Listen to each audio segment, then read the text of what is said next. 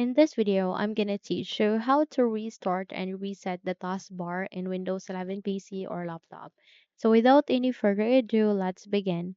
Now, firstly, you need to press Control Shift and Escape key together, and in that way you would be able to bring up a window called Task Manager.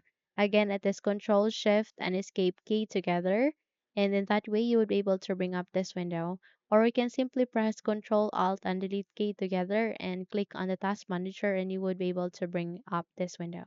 So from here, you need to proceed to the left pane of that. You can see there a list of the option.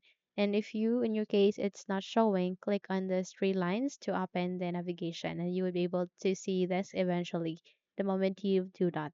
So go with processes and here at the processes, okay, let me just expand it. You need to locate for Windows Explorer.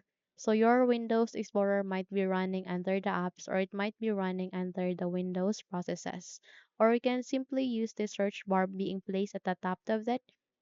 Okay, and here, type for Windows Explorer.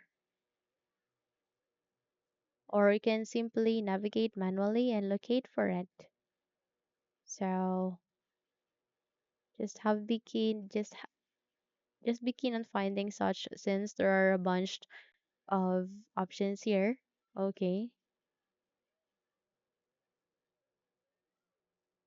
Now I can see it here next to system interrupts. Now the next thing that you need to do is you need to make a right click and go with restart.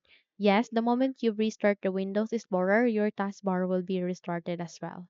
Okay, in that way, you would be able to restart your taskbar.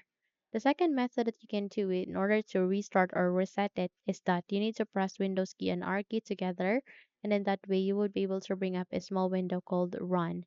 Here, please paste the command that I'll be including at the description box below.